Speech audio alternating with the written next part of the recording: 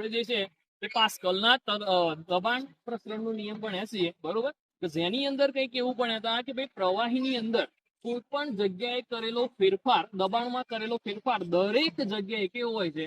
સરખો હોય છે, બરોબર? તો આ એક પાણીની બોટલ છે અને નીચે જો હું એની અંદર દબાણ લગાડીશ ને તો બધી જગ્યાએથી, જ્યાં જ્યાં આપણે કાણા કરેલા છે ને એ બધી જગ્યાએથી એક જ ટાઈમે અને એક જ વેગ વાળું પાણી નીકળશે. જુઓ તમે, દેખાય છે?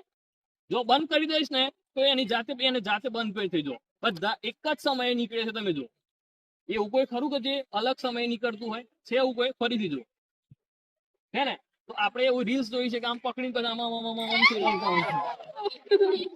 પછી એવી આપણે રીલ્સ જોઈ છે. તો એ રીલ્સ પાછળ પણ આપણું ફિઝિક્સ જવાબદાર હોય છે કે ભાઈ દબાણમાં, પ્રવાહીની અંદર દબાણમાં કરેલો ફેરફાર દરેક જગ્યાએ કેવો હોય છે? સરખો હોય છે. જો ફરીથી એક ફરક તમે જુઓ, સરસ મજાનો નિયમ. આય હાય, તમે જુઓ, જેવું દબાણ લગાડ્યું છે બધી જગ્યાએથી સરખા સમયમાં સરખું પાણી નીકળે છે, બરોબર? કેટલો સરસ મજાનો નિયમ આપેલો પાસ્કલે. તો આ નિયમ આપણે હવે યાદ રાખીશું અને આને ભૂલીશું નહીં.